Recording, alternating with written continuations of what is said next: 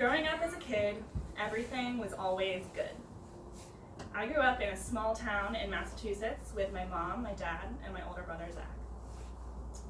I like to think of my life growing up as kind of like a train that was always steadily moving forward in the right direction.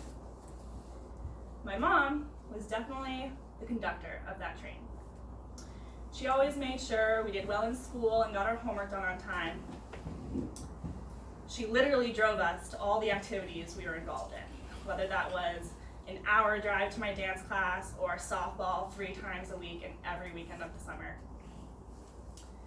She also never let us give up on any activity that we signed up for. I learned that the hard way when I ended up playing trombone for the better part of middle school, so I didn't really like it that much. But no matter what, my mom always made sure to tell us how proud of us she was. Even when it seemed like maybe there was a chance that the train might have tilted off the tracks a little bit, maybe I heard my parents arguing in the other room, or I could tell there was an issue going on in my extended family, my mom always protected us from having to deal with those more difficult things.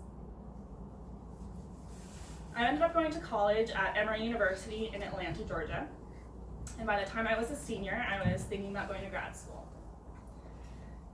One sunny Saturday in October, I was studying at a coffee shop when I got a text from my mom. She asked me to give her a call when I got home that afternoon. When I got that text, my heart skipped a beat because it seemed weird. Why didn't she just text me what she had to tell me then? But I told myself it was probably fine. I finished up studying and drove home. Like she told me, I gave her a call, and my mom told me that she had cancer. She said the type of cancer she had was called multiple myeloma, which I had never heard of before. She told me not to Google it. I did not know how to react to this news. We never had to deal with anything like this growing up, nothing close to anything this big. My mom said there was nothing I could do right then, no reason to worry for now. I should just continue on with my day and my week, my semester. So I did. I went to a party that night. I finished out my semester. The next semester, I started to apply for grad school while my mom at home started chemo. I kept participating in all my activities. I went to my dance team's practice, went to Frisbee tournaments, while my mom started her 2-week stay in the hospital for a stem cell transplant.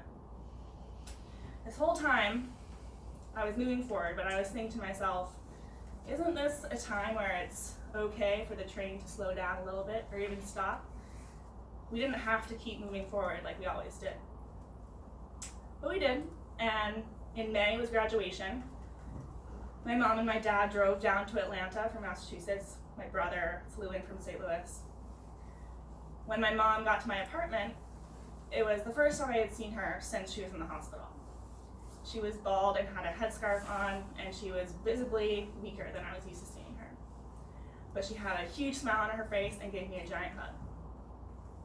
We had a normal graduation weekend. We hung out with my roommate and her family.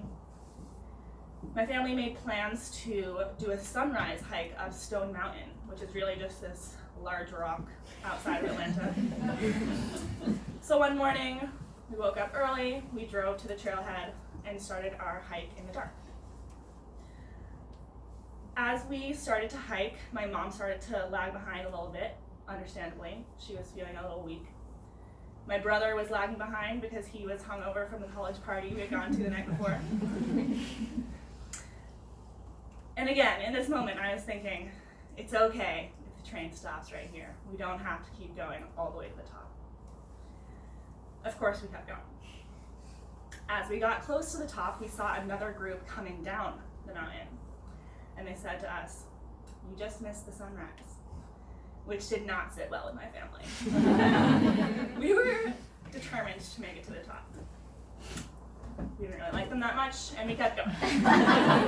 We got to the top, and we hadn't really missed the sunrise. The sun was still rising up above some low-hanging clouds. The 4 of us sat there in relative silence, all tired for slightly different reasons.